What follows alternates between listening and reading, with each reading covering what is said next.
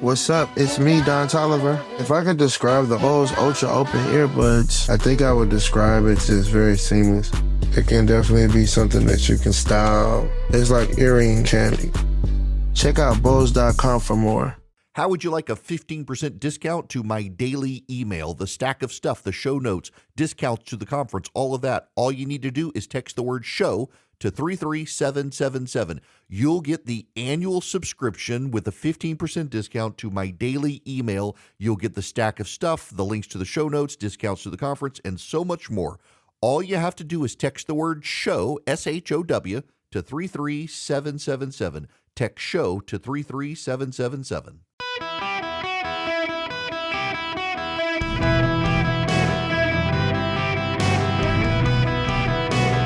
Welcome to the Eric Erickson Show podcast, Hour 1.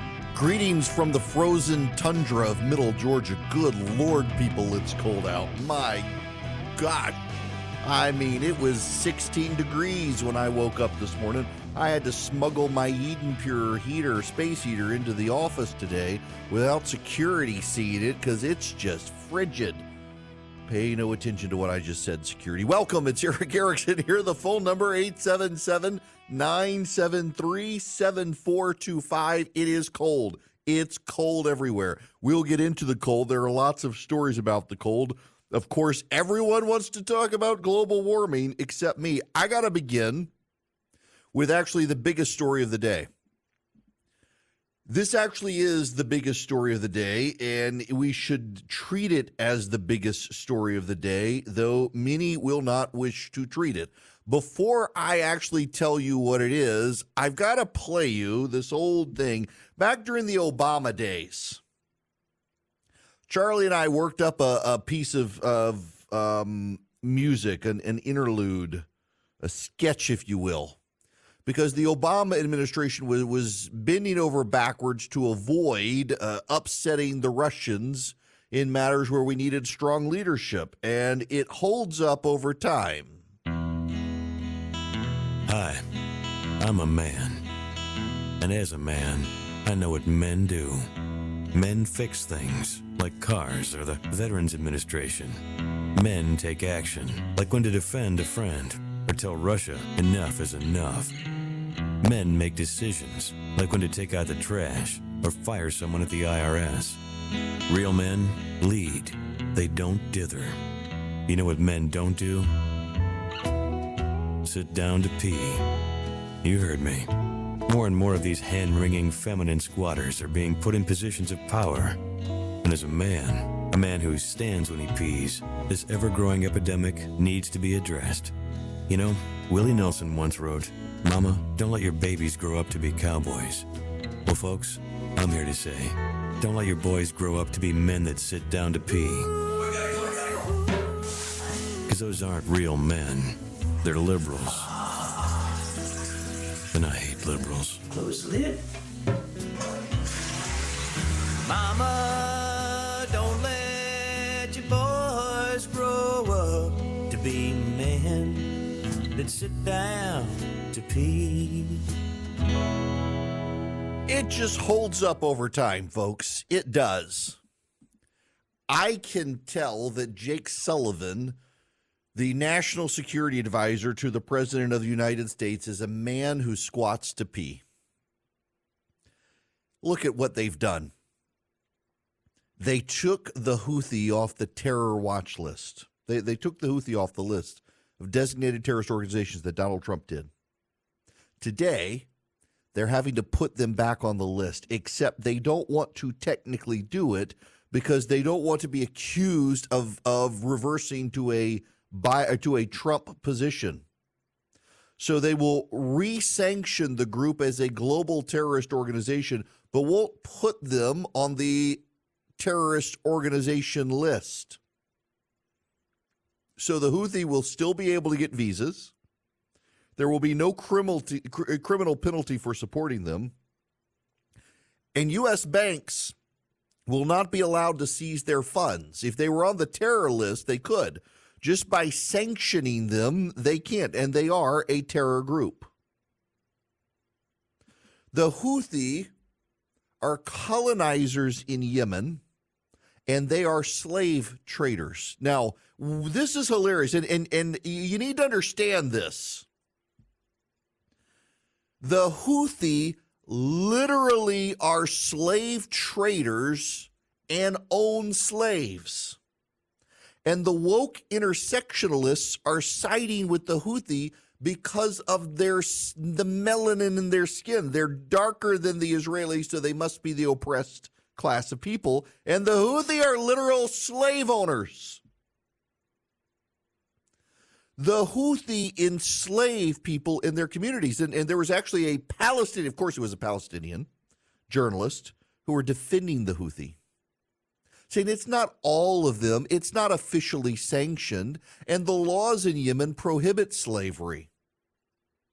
The law prohibits slavery, but the Houthi own slaves, so they're also lawbreakers. They're literal, like, can you wrap your mind around this? You need to wrap your mind around this, that the Houthi are literal slave traders and owners. The Houthi own slaves. They have enslaved a population. No, they don't pick cotton, but they pick crops in the field. They do the watering of the plants. They tend to the people. They are forced against their will. They will be murdered if they don't. They are literal slave-owning populations that Jake Sullivan and the peace squatters of the Biden administration have turned a blind eye to for so long. The Houthi have been funded by Iran. They have engaged built missiles, acquired missiles and weapons. A group of naval vessels today were able to stop an Iranian vessel headed to Yemen to give them more missiles. They've hit multiple ships. They fired at the U.S. military. They fired missiles to target Israel, Saudi Arabia, the United Arab Emirates. And what has this administration done? They have attacked them with press releases and hashtags. But let's step back further. They took the Houthi off the foreign terrorist organization designated list because there was a famine. And the Houthi, well, they may work their slaves harder during the famine. They were short of food. They might eat the slaves. So we needed to take them off the terror list because we needed to give them supplies. And so we supplied them. And what did they do with the supplies? Well, they turned around and attacked us. The peace squatters in the Biden administration, they decided they needed to rethink Iran. So they allowed Iran to sell oil. We gave Iran access to their frozen bank accounts. And what did they do? They sent the money to Hamas and Islamic Jihad and Hezbollah to murder a bunch of Jews. These guys, they're all academic. They don't actually live in the real world. They live in the world of refined debate and academic simulation. Let me read you from Wikipedia. Jacob Jeremiah Sullivan is an American attorney who serves as the United States National Security Advisor. He previously served as Director of Policy to Barack Obama, National Security Advisor to then Vice President Biden, and Deputy Chief of Staff to Secretary Hillary Clinton of the State Department. He served as a senior advisor to the U.S. federal government at the Iran nuclear negotiations and a senior policy advisor to Clinton's 2016 presidential campaign. He was a visiting professor at Yale. So he left law school. He went to clerk for a judge. He then went to clerk for Stephen Breyer. He practiced law and he taught law. And then he worked for Amy Klobuchar, the senator who connected him to Hillary Clinton. Oh, he also worked for the Brookings Institution's president, Strobe Talbot, at the Yale Center for the Study of Globalization. Talbot was a Clinton administration foreign policy wonk. So, dude was a lawyer who clerked for some judges who went into politics and never left. No real world experience. And now he's advising the president of the United States. And what have they done? They have funded the Iranians who sent that money to Hamas to kill a bunch of Jews. They funded the Houthi, who are now firing missiles at the United States. They took the Houthi off the foreign terror list. They were loudly opposed to Donald Trump putting them on the terror list. They took them off. This literally, they did it. This is one of the things they did on the first day. This wasn't 6 months into the Biden administration. This is one of the first things they did to repudiate Trump. And now they're having to put him back on the list, but they can't bring themselves to admit Trump was right. So they're doing a different sort of designation as a global terror organization, but not on the actual terror list. So banks can't freeze their assets.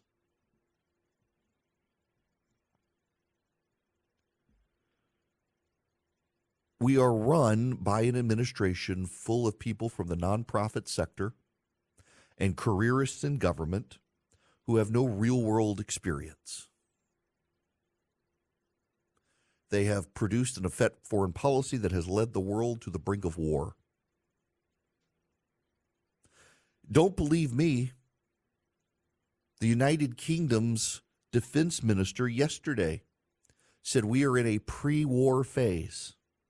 We have crises in Ukraine, a crisis that didn't exist when Trump was president. We have a crisis in the Korean Peninsula, a crisis that did not exist when Trump was president. North Korea moving to a war footing against South Korea. We have the situation with China and Taiwan, where this administration is bending over backwards to accommodate China. And now we've got a spreading war in the Middle East. This is Jake Sullivan and Joe Biden and their vision of the world. It's a very Jimmy Carter-esque vision of the world, which is not a surprise. Joe Biden is one of the few people in America who liked Jimmy Carter and his administration, and they wanted to rethink American foreign policy. They wanted to tie things to human rights. They degraded our relationship with Saudi Arabia. They allowed Iran to get footholds in portions of the Middle East by giving them money, thinking that if we talked to Iran differently, if we made kissy face with them, if we squatted to pee with them, maybe they would like us. And instead, what have they done? They've killed a bunch of Israelis, Jews around the world. They've fired ballistic missiles at American positions. They've armed the Houthi, who are firing on cargo vessels, disrupting global world trade. This is all the result of the Biden administration. You either lead or you do not lead. You don't squat to pee on the world stage, Joe Biden. That's what he's done. That's what Jake Sullivan's done. That's what this entire apparatus has done. They have regressed the world. They've made the world a more dangerous place. For all the belly aching about Donald Trump and his team disrupting and destabilizing the world, Vladimir Putin wasn't in Ukraine, and Israel was at peace, and North Korea was not threatening to invade South Korea. And all they've got, all they can do is they can fall back and, well, actually, Donald Trump really set the stage for this, and it's happening under our watch. We're 3 years in, and it just keeps getting worse. We're headed into a 4th year of this administration, and the academic elite who've never had a job in the real world think they know how to solve the problems of the real world. They've barely lived in the real world. Jake Sullivan will be lionized by the media because they're all in the same circle of jerks together, blinding each other in the bathroom. I have utter contempt for these people. Absolute, utter contempt for these people. How many Americans are going to die? Do you know we lost 2 Navy SEALs, it appears? Yeah. Have you heard this? 2 SEALs on this mission to disrupt this vessel sending arms to the Houthi. 2 SEALs have gone missing. We can't find them. It should have never come to this. It should have never come to this. And meanwhile, you've got the defense secretary who can just disappear for weeks on end without anybody knowing. This is absolute chaos in this administration. And our American media, if they weren't a bunch of men who squat to pee and weren't circling the wagons around Joe Biden to prevent Donald Trump from coming, they would cover this fairly and honestly, but they can't because they're all in this together. They're all in this together. This world is on the brink of war globally because of this administration. They have funded Iran. They've funded the terrorists. The blood is on their hands. We've lost apparently some Navy SEALs in this operation. It should have never come to this had they taken a strong stand first, had they left the Houthi on the terror list. this would not have happened. But they had to come in and rethink everything that worked because for the value of rethinking it. And now you've got thousands of dead Jews. You've got the people in Gaza dead. You've got this entire situation, and it is on their heads. They will never be held accountable by the media because the media is in the same tribe defending them, scared to death of the second coming of Donald Trump. But just consider that they've had to undo their big hullabaloo celebration of giving justice to the Houthi. Why? Because it turns out Donald Trump was right, and Jake Sullivan and Joe Biden continue to be wrong. Phone number is 877-973-7425. If you text the word data, D-A-T-A, to 33777, you can not only subscribe to my daily email, but you can also pre-order my book. I would very much appreciate it if you pre-ordered my new book, You Shall Be As Gods. Comes out later this year.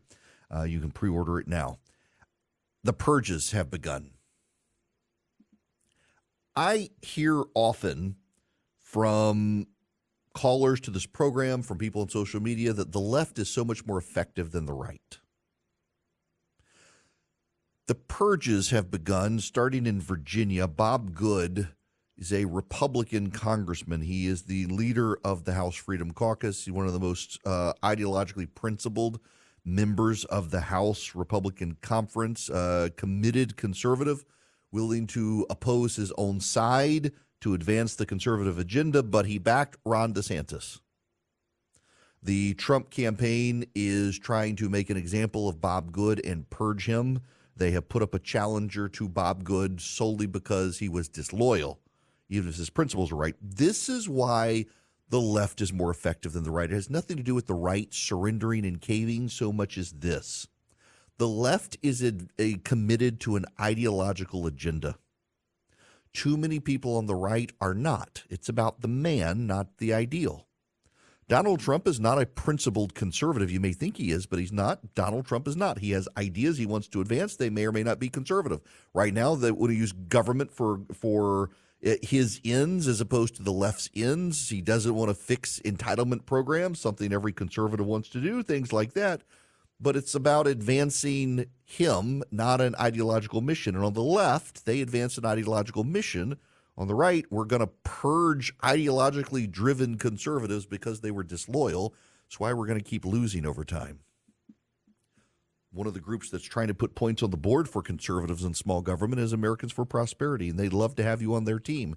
They advance the mission of small government. They want to advance it with you. All you have to do is go to americansforprosperity.org/Eric today, americansforprosperity.org/ERICK. Sign up with them and fight the good fight. They'll teach you how to be more effective advocating for free markets and free people, for limited government, for school choice.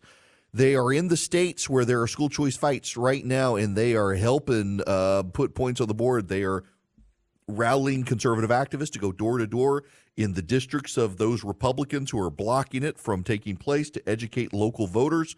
There's polling out that shows local Republicans super support school choice. They're raising awareness. They're going to state legislatures. They're teaching conservative activists to be very effective conservative activists. You can be one of them. americansforprosperity.org/ERICK, americansforprosperity.org/Eric. Go sign up with them. Be one of 4 million activists around the country fighting for limited government and freedom. Welcome. It's Eric Erickson here across the nation. The phone number is 877-973-7425. Should you wish to be on the program, happy to have you. You can text Eric, ERICK, to 33777. Get the live stream, the podcast, the show notes.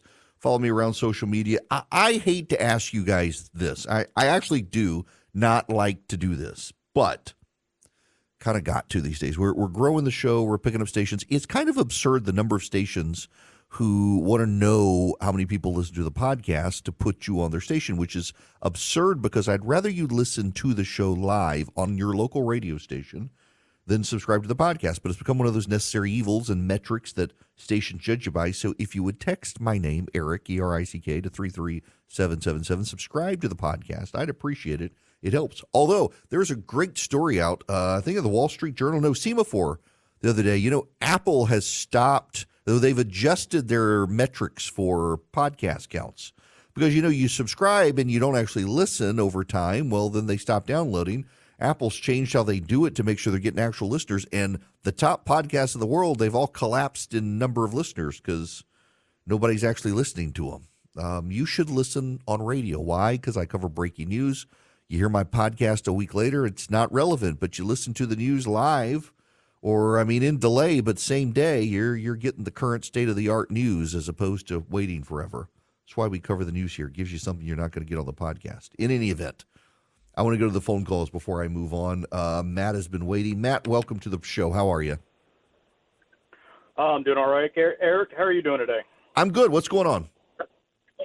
Well, so I am a millennial from about probably the middle of the generation. I was born in '88, and I did not vote for Trump in the primary. I voted for him twice in the general elections, and consider myself conservative. But I am at the point now of being so tired of the options we are being given that I'm just about ready to say, you know what, never mind. And just, I'm at the point of not wanting to vote for Trump or Biden because these are the morons that we're given as options. To use a saying that you have said, if they're trying to make you eat a poop sandwich, then at this point it feels like they're giving us two candidates that are poop sandwiches and telling us to pick which one we want to eat. And I'm just like, I don't want to eat either one of these.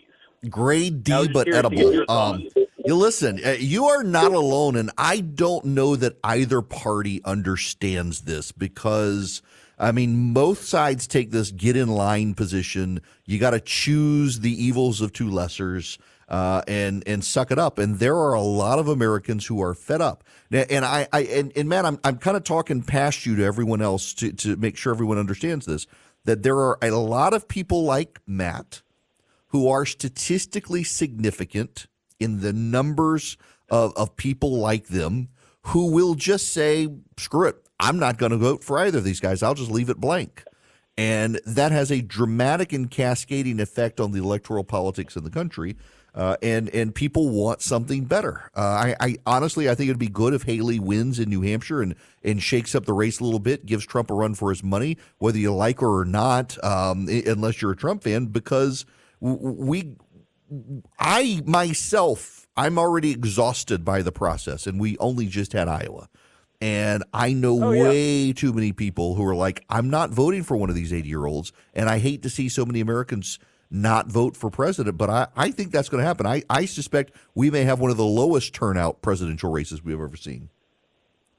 Yeah, well, and I'm going to still go vote no matter what. I will vote for other, for Congress, for congressional stuff and, any ballot measures and things like that, but might just leave it blank for the president because I feel like we're at the point where until we just choose to stop participating in this flawed part of the process, that nothing will change.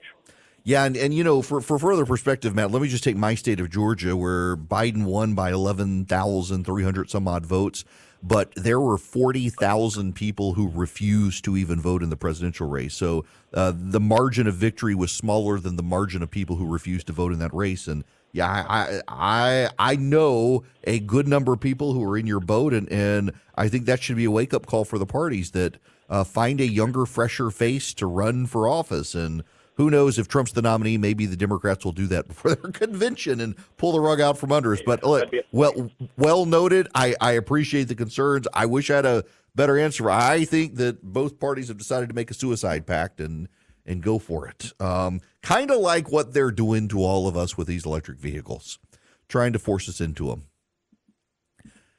There's a story in the Washington Post today, and I cannot get over the fact that they are championing this story. Here's the headline. This is in the Washington Post from Daniel Wu. They drove from the Arctic to the South Pole in an electric car. Scottish adventurers Chris and Julie Ramsey wanted to prove their electric SUV was as rugged and reliable as a conventional car. To do it, they decided to take it on a drive. That drive started in March on the frozen waters of the Arctic Circle near the North Pole. It ended in December, 9 months and 20,000 miles later at the South Pole in Antarctica. The Ramseys say the globe-trotting expedition is the first of its kind. Now, you got to listen to this story, because remember, they want you to believe that their little Nissan electric vehicle, it can drive from the Arctic to the Antarctic, so you can get one too. Listen to some of this. This is parts that will go overlooked. The Ramseys partnered with Arctic Trucks, a company that organizes Antarctic expeditions, to plan the polar expedition and modify a Nissan electric SUV. Engineers strengthened the body and installed a mammoth 39-inch tires that could handle the ice and snow of the Arctic. Chris, a coffee lover, even had an espresso machine installed, but they left the battery and powertrain untouched. But wait, it gets better. Once the Ramseys reached the Canadian mainland, they only used recharging stations and outlets in homes volunteered by passers-by. At times, range anxiety crept in. Chris noted the modifications to the vehicle halved the Nissan's roughly 300-mile advertised range. As they continued through Calgary, Alberta, and Vancouver, British Columbia, before entering Washington State, they faced another challenge: unreliable charging stations. The Ramseys praised the size and coverage of the electric vehicle charging network in the United States, but said they often encountered stations across the country that weren't working. They crossed into Mexico from Texas and drove down the Pan American Highway to Panama, where they took a ferry into Colombia to bypass the forested Darien Gap at the Panama-Colombia border. As the charging network for electric vehicles grew sparse, the driving became tense. Before the trip, they partnered with an energy company, NLX, to arrange the installation of more than 20 electric vehicle charging stations in countries including Chile, Peru, Ecuador, and Colombia, where they spotted gaps in the coverage of the existing stations. Oh, who among you hasn't partnered with the energy company to insist they put in a charging station before you make a route? See, it's just like your electric vehicle. But my favorite part is this. Temperatures plunged to under minus 50 degrees, and the terrain varied between slippery ice and hidden banks of snow in between driving days. The Ramseys either slept inside the car or in a tent pitched on the ice. The remote location meant the Ramseys couldn't eschew fossil fuels entirely. They recharged the vehicle using a gas generator. Well done, folks. Well done. They bury this little nugget in the story. They drove from the Arctic to the South Pole in an electric car with a bunch of gas and a gas generator to charge the car. Well done, well done. Way to bury the lead. Now, there's something else here, too. Have you heard about this? We mentioned it very briefly, but we've got more news on this today. People from Memphis to Chicago have had to leave their electric vehicles abandoned. They focus on Teslas, but it's not just Tesla. They can't charge. It's gotten so cold, they can't charge.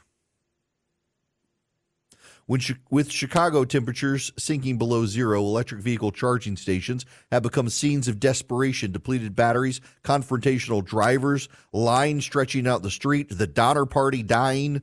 Might have made that last part up. While it's cold like this, cars aren't functioning well, chargers aren't functioning well, people don't function so well either. Javid Spencer, an Uber driver, said he's done little else in the last 3 days besides charge his rented Chevy Bolt and worry about being stranded with a dead battery again. Mr. Spencer's 27. He set out Sunday for a charging station with 30 miles left on his battery. Within minutes, the battery was dead, and he had to have the car towed.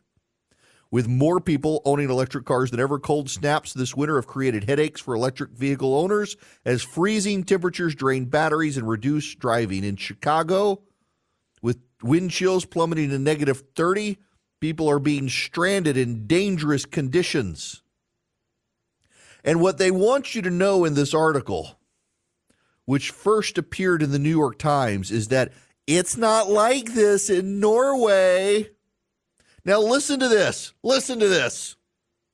Some of the countries with the highest usage of electric vehicles are also among the coldest. In Norway, where nearly 1 in 4 vehicles are electric, drivers are accustomed to taking steps such as preheating the car ahead of a drive to increase efficiency. Charging stations see longer lines in the winter since vehicles are slower to charge, but that's become less of an issue because Norway's built more charging stations, and the majority of people in Norway live in houses, not apartments, and nearly 90% of electric vehicle owners have their own charging stations at home. Oh, to be like the Norwegians, those of you stuck in apartments with your little Tesla, sucks to be you. You should be Norwegian. They have their own homes. Can't afford them here, but there you can. They've been trying to get you in electric cars for years. They've incentivized it.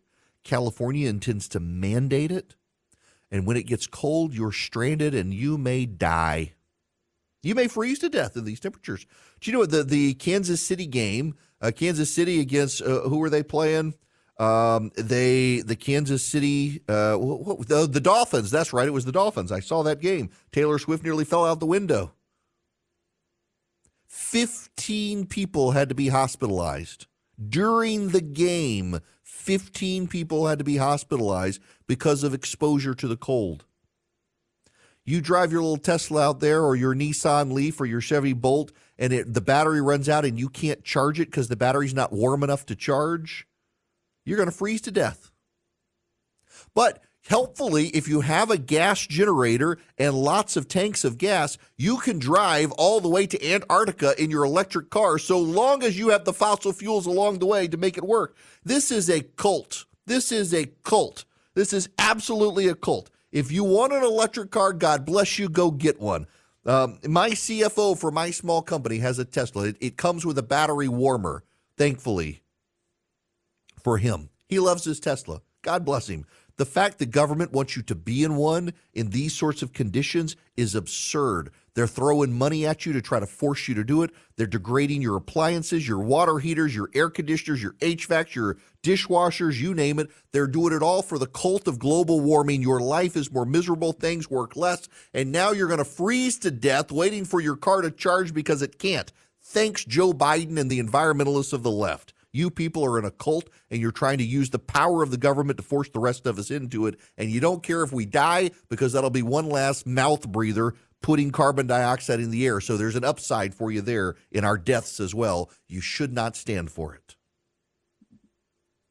They're even trying to control how you spend money. Y'all, this is absurd, the growing body of evidence that outside forces, particularly left-wing groups, coercing businesses to try to shape how you spend money. Swiss America has been sounding the alarm on this, their secret war on cash. Soaring interest rates are out there. The banks are teetering on collapse, and you got corporations conspiring to control how you spend money. They want to send you their report, The Secret War on Cash. Your copy's free. All you do is call or text 800-289-2646. The all-out war on cash includes digital forms of currency, and it's spreading. Get the free report, The Secret War on Cash. All you do is mention my name, Eric Erickson. You call or text 800-289-2646. That's 800-289-2646. Or visit SwissAmerica.com/Eric today. SwissAmerica.com/ERICK. This report's completely free. You can call or text my full name, Eric Erickson, to 800-289-2646. Message and data rates may apply. This hour of the program is brought to you by First Liberty Building and Loan. They're in Noonan, Georgia, and they can help your business anywhere in the nation grow. Now, let me do this is usually just a short plug for them, but if you're a business and you want a lender that's going to be around, the Frost family that runs First Liberty, they've been around since the 90s. So 5 years from now, 10 years from now, you've developed a relationship with them. They're still going to be there, as opposed to so many banks these days and other lenders where it's just someone different every time. You got to re-explain your business to them. If you're buying a building, buying a franchise, deals like that, you need $250,000 or more, see if the Frost family can help you. They're great people. Develop a relationship with them for your business. FirstLibertyGA.com. FirstLibertyGA.com. All their contact info is there. This is a short segment, so be patient, those of you on the line. I kind of went long, my tirade against the electric cars nonsense, and I gotta mention this story to you because this is offensive and bizarre. The Gaza protest in New York City decided to march past Memorial Sloan Kettering Hospital in New York City and protest in front of the hospital. Not just any hospital. They fight children's cancer there. So just think about this. They blocked the Brooklyn Bridge into Manhattan. They've blocked a tunnel into Manhattan. And then they converged on Sloan Kettering Hospital on MLK Day to protest children fighting cancer for being at Sloan Kettering. That's it, cancer. They protested the children. Why? Because according to them, Sloan Kettering is funded by Zionists. And apparently those Zionists are funding the hospital to help children fight cancer, and that's bad. These people are gross and disgusting. Shame on these people. They blocked the hospital. Families were forced to find different entrances to get into the hospital, as were doctors. These people are bullies. They should be shunned, shamed, ignored. They should be fired and never hired. What a disgusting thing to go protest your pro-Hamas protest, anti-Jew protest in front of a hospital, disrupting and making so much noise while the kids inside are fighting for their lives against cancer. This is just disgusting. This is who these people are. They continue to reveal themselves. You should believe them. They're not fighting for justice. They're not fighting for rights. They're fighting for a terrorist organization, and they are terrorizing children with cancer in the process. Shame on them. They should disgust every single one of you. Their parents should be ashamed and disgusted of them. They should be shunned, fired, never hired, and driven from polite society. Yeah, can you imagine your child is undergoing chemotherapy and you got to hear death to the Jews coming through the windows? This is ridiculous. Make sure they hear you. They're in the windows. They yelled with the microphone. Another complicit institution, yelled the protesters. A complicit institution because they took money from generous donors to fight childhood cancer. And again, I still think we need a law that if these people are blocking your commute, you can just keep driving. That will solve most of the problems. Good gracious, these people are revolting. When we come back, we got to move on. We got a lot more to talk about today, folks.